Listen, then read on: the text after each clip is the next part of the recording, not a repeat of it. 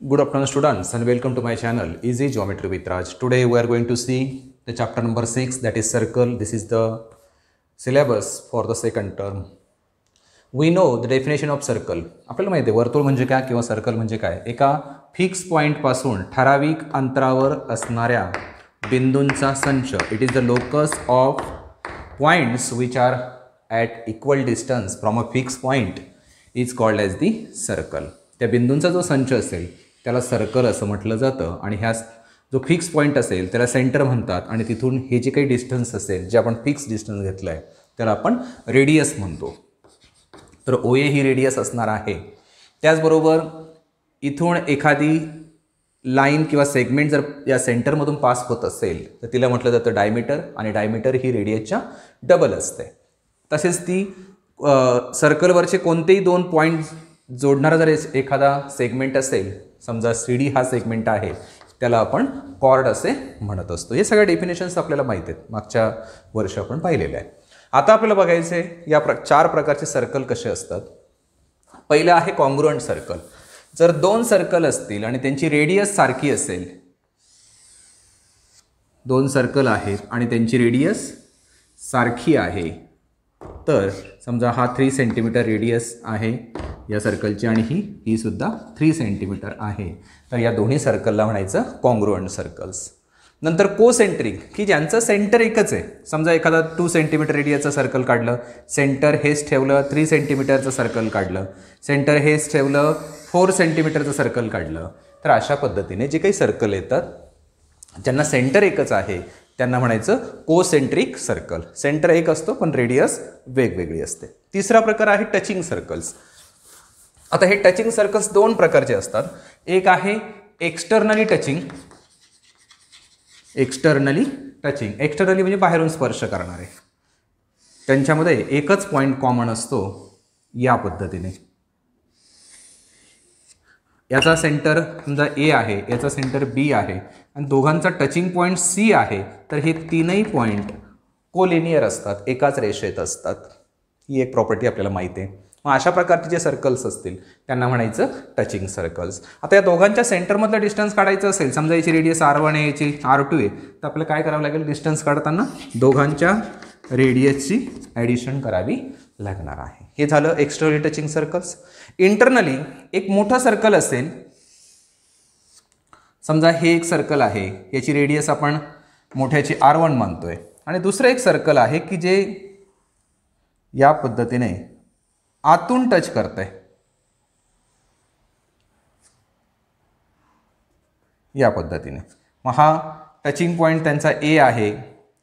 लहाण्याची radius समजा इथून असेल ती R2 असेल, ही काय R2 आहे ओ पासून OA, आणि हा मोठा जो आहे त्याचा सेंटर बी आहे, तर BA त्याची रेडियस आहे, तिलाच आपण R1 मानलंय. मग अशा प्रकारचे जे सर्कल असतील, जे लहान सर्कल मोठ्या सर्कलला आतून टच करत असेल, तर त्याला म्हणायचं इंटरनली टचिंग सर्कल. आंतरस्पर्शी, हे बाह्यस्पर्शी. अशा प्रकारची ही स्पर्श वर्तुळं आहेत. नंतर शेवटचा जो टॉपिक आहे तो इंटरसेक्टिंग. आणि यांच्या सेंटरमधलं डिस्टन्स काढायचं असेल तर आपण काय करणार, डिस्टन्स इक्वल टू ज्याची रेडियस जास्त असेल त्याच्यातून छोट्याची मायनस करा. मग हे मानताना मोठे रेडियस आपण R2 मानली आणि लहान R1 मानली, तर R2 - R1 पण होणार आहे. ते तुमच्यावर डिपेंड असणार आहे एक्झाम्पल सॉल्व्ह करताना. पुढचं आहे इंटरसेक्टिंग सर्कल्स. इंटरसेक्टिंग सर्कल्स कोणाला म्हणायचं, की जे एकमेकाला इंटरसेक्ट करतात. या पद्धतीने हे दोन सर्कल आहेत, त्यांच्यामध्ये कॉमन पॉईंट हा एक आहे ए आणि हा बी, हे त्यांचे सेंटर्स आहेत. मग अशा प्रकारचे जे दोन सर्कल असतील त्यांना आपण काय म्हणणार आहे, इंटरसेक्टिंग सर्कल्स. त्यांचे इंटरसेक्शन पॉईंट 2 असतात आणि जे टचिंग सर्कल्स असतात त्यांचा एकच फक्त पॉईंट दोन्ही सर्कलसाठी कॉमन असतो. Okay.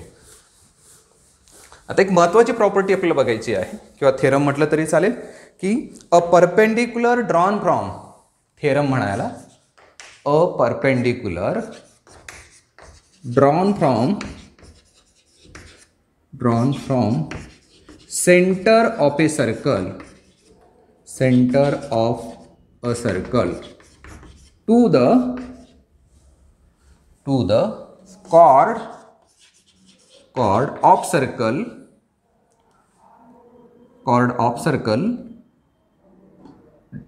बायसेक्ट्स the chord, bisects the chord, याचा अर्थ असा आहे की वर्तुळ केंद्रातून जिवेवर टाकलेला लंब जिवेस दुभागतो, वर्तुळ केंद्रातून जिवेवर टाकलेला लंब जिवेस दुभागतो, हा थेरम आहे. मग आता समजा फिगरमध्ये आपल्याला समजून घ्यायचं असेल तर काय अर्थ होईल. समजा एक सर्कल दिले आपल्याला, ओ त्याचा सेंटर आहे आणि एक कॉर्ड दिले ए बी नावाची, आणि ह्या ए बी वरती आपण हा ओ टी परपेंडिक्युलर टाकला आहे. आपल्या याच्यात लिहिताना कसं लिहिणार, if O is centre of circle, segment AB is chord, AB is chord and AB is perpendicular, OT is perpendicular to AB. असं उलटं म्हटलं तरी चालतं, काय अडचण नाही. OT is perpendicular to AB, then this perpendicular bisects the chord. या कॉर्डचे दोन सारखे भाग करतो, म्हणजे AT सेगमेंट आणि BT सेगमेंट दोघांची ही लेंथ सारखी असेल, आणि जेव्हा लेंथ आपल्याला दाखवायची असते तर आपण डायरेक्ट या पद्धतीने लिहितो. अशा पद्धतीने हा थेरम आहे, तो आपल्याला एक्झाम्पल सॉल्व करताना वापरायचा आहे. याचं प्रूफ जे आहे ते टेक्स्टबुकमध्ये दिलं आहे, ते एकदा बघा, तुमच्या लक्षात येईल कशा पद्धतीने प्रूव्ह करता येतं. आता हा जो थेरम आहे मेन, याचा कॉन्व्हर्स आपल्याला बघायचा आहे.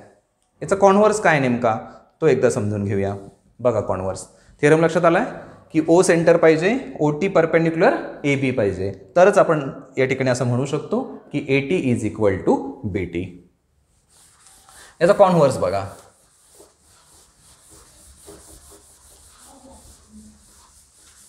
याचा कॉन्व्हर्स असा आहे, converse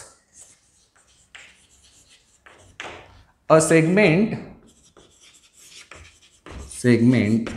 joining midpoint of a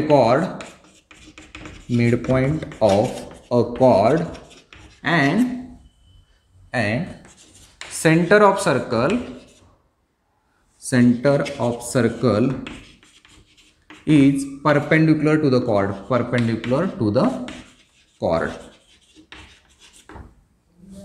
हे परपेंडिक्युलरचं साईन असतं, उलटा टी काढायचा आणि एअर लिहायचा, शॉर्टकट लिहायचं असेल, किंवा तुम्ही पूर्ण शब्दही त्या ठिकाणी लिहू शकता.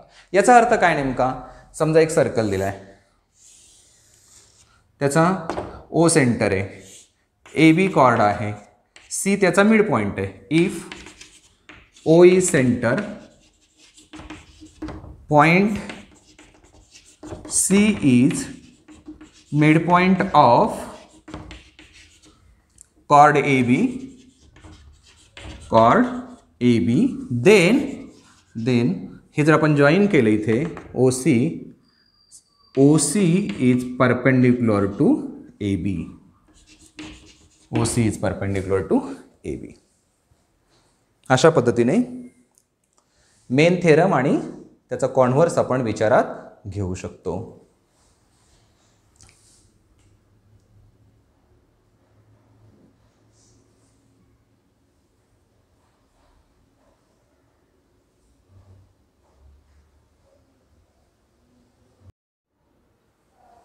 ओके, आता आपण बघणार आहोत practice set 6.1.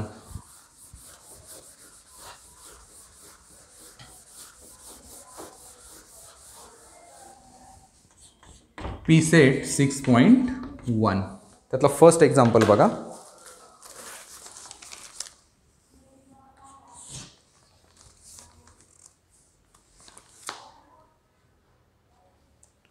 Distance of chord A B, distance of chord AB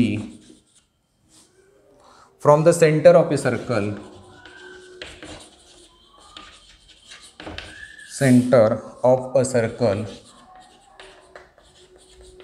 circle, is 8 centimeter.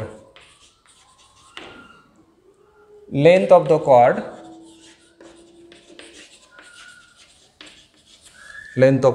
AB is 12 centimeter. Find the diameter of the circle. Find the diameter of circle. सर्कलचं डायमीटर आपल्याला फाइंड आउट करायचे आहे.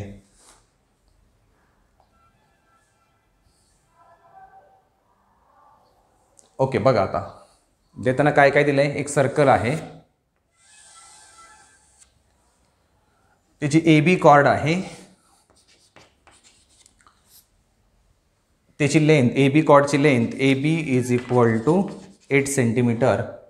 Find the diameter. मग समजा ओ हा centre आहे आणि त्याचं डिस्टन्स दिले, ते नेहमी परपेंडिक्युलर डिस्टन्स दिलेलं असतं, हे लक्षात ठेवा. नुसतं डिस्टन्स म्हटलंय तरी O T perpendicular to A B and O T is equal to distance दिलेलं आहे. ही याची लेंथ नाही आहे, कॉर्डची लेंथ आपल्याकडे 12 आहे, 8 नाही 12, आणि ते डिस्टन्स 8 सेंटीमीटर आहे. मग आता ओ टी परपेंडिक्युलर ए बी असणार आहे, कारण डिस्टन्स हे नेहमी उदाहरणामध्ये देताना परपेंडिक्युलर डिस्टन्स दिलेलं असतं. इथे O T perpendicular to A B given. Okay, a perpendicular drawn from centre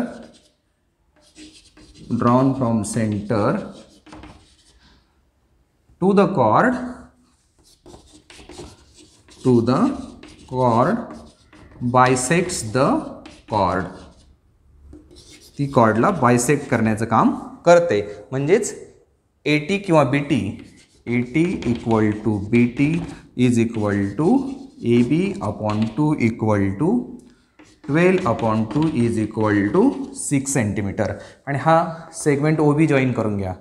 join segment O B. आता या ठिकाणी ओ टी परपेंडिक्युलर ए बी आहे, म्हणजेच हा जो अँगल आहे O T B, angle O T B is equal to 90 degree. In right angle triangle O T B by using Pythagoras theorem P T. By using P T काय होईल. O B square equal to O T square plus B T square. Value put up करा. O B माहीत नाही आहे, O B square is equal to O T आपल्याकडे आहे 8 centimetre, 8चा square plus हा 6चा square. Therefore O B square equal to 64 plus 36. OB square equal to 100. Take square root of both sides. Therefore OB is equal to 10 centimetre. आणि OB ही radius आहे, रेडियसचे double diameter असते. मग diameter D is equal to 2R is equal to 2 into 10 is equal to 20 centimetre. Therefore diameter is of circle is 20 centimetre. अशा पद्धतीने आपण हे उत्तर काढू शकतो.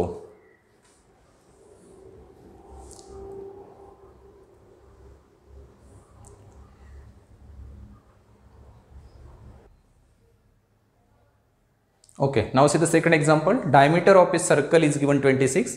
Diameter D is equal to 26 centimeter. Therefore R is equal to 13 centimeter. नंतर length of chord देऊन ठेवली आहे P Q is equal to 24 centimetre. Find the distance of the chord from the centre. मग इथे आपल्याला कन्स्ट्रक्शन करावं लागेल. Draw R S perpendicular to P Q. इथे सेगमेंट शब्द लिहायची गरज नाही, तसं डायरेक्ट लिहिलं तरी चालतं. आता draw R S perpendicular to P Q. मग इथे आपण काय वापरणार, ती property a perpendicular drawn from center of a circle to the chord bisects the chord.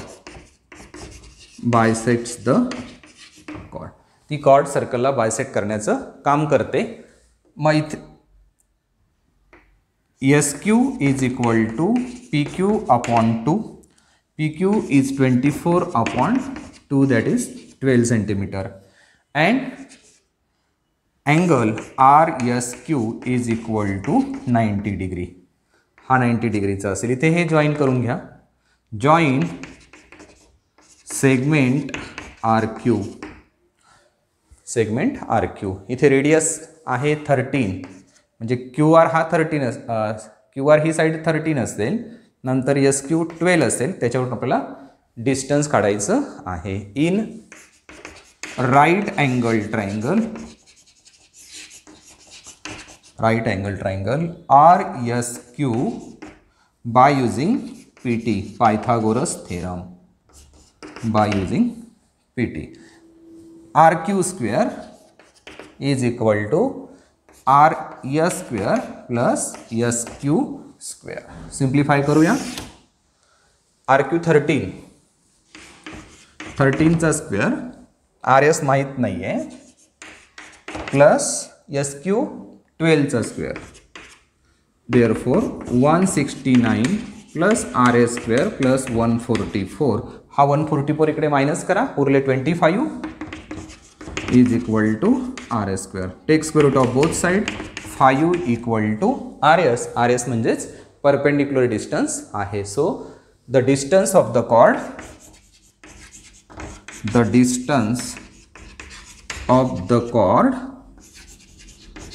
from the center is 5 centimeter. Write down.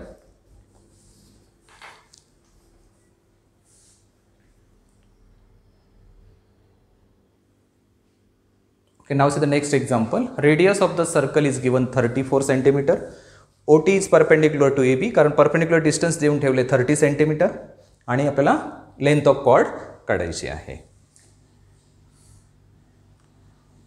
OT perpendicular AB ही given आहे.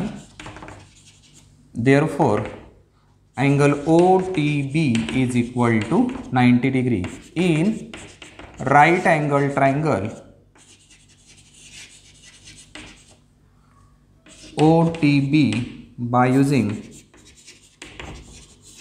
PT. Pythagoras theorem वापरतोय. OB square equal to OT square plus BT square. OB आपल्याला माहिती आहे 34चा square is equal to OT perpendicular distance 30 plus BT square. Therefore आता 34 गुणिले 34, 4 चौक 16, 1, 12 1 13, 0, 12 1 9 1 10, 6 5 1 1, 1156 वजा इथे 900 अधिक BT स्क्वेअर. हे 900 इकडे त्यांना वजा होणार आहे, म्हणजे उरले 256 BT square. Take square root of both sides. दोन्ही साईडचं स्क्वेअर रूट घ्या. काय येणार ते? BT is equal to 16 centimetre. मग BT 16 आला तर त्याच्यावरून आपण AB काढू शकतो. A perpendicular drawn from centre of a circle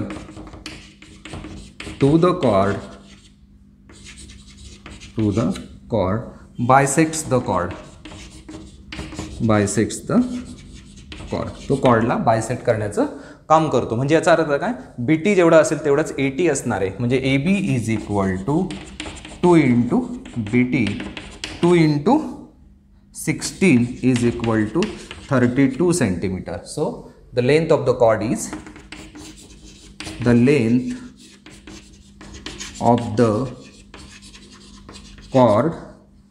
is 32 centimeter.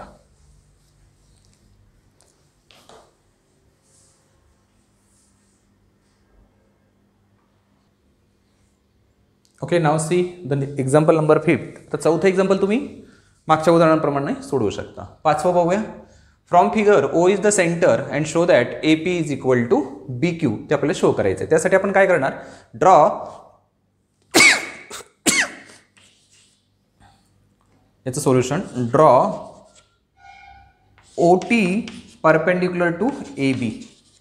इथे आपण ह्या O पासून एक परपेंडिक्युलर टाकूया. Okay, a perpendicular drawn from center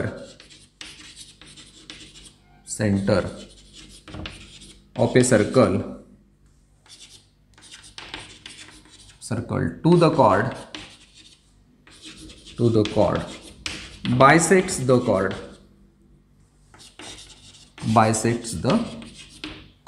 ती कॉर्डला बायसेक्ट करण्याचं काम करते.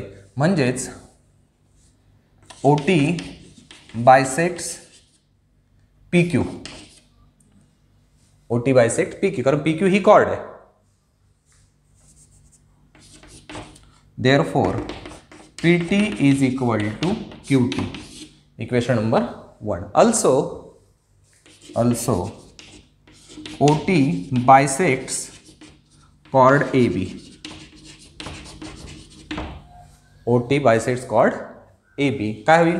AT is equal to BT. हे दोन भाग होतील. मग आता AT म्हणजेच काय? AP प्लस PT या दोघांपासून AT तयार झालाय. BT कसा तयार झालाय? QT plus BQ. QT plus BQ या दोघांपासून, या दोन भागांपासून हा तयार झालाय. मग आता आपण PT ऐवजी काय लिहू शकतो? QT.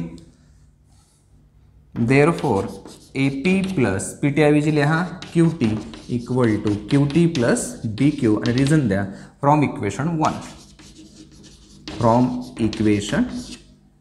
आता इकडे पण QT ॲड केला, इकडे QT ॲड केलाय, कॅन्सल होईल. AP is equal to BQ आणि तेच आपल्याला प्रूव्ह करायचं होतं. म्हणजे अशा पद्धतीने आपण हे प्रूव्ह करू शकतो. ओके, अशा पद्धतीने आपण प्रॅक्टिस सेट 6.1 कंप्लीट केला आहे. 5वा क्वेश्चन आणि 6वा क्वेश्चन आणि 4था क्वेश्चन तुम्हाला सॉल्व्ह करायचा आहे. ओके, पुढच्या लेक्चरमध्ये आपण पुढचा भाग बघणार आहोत.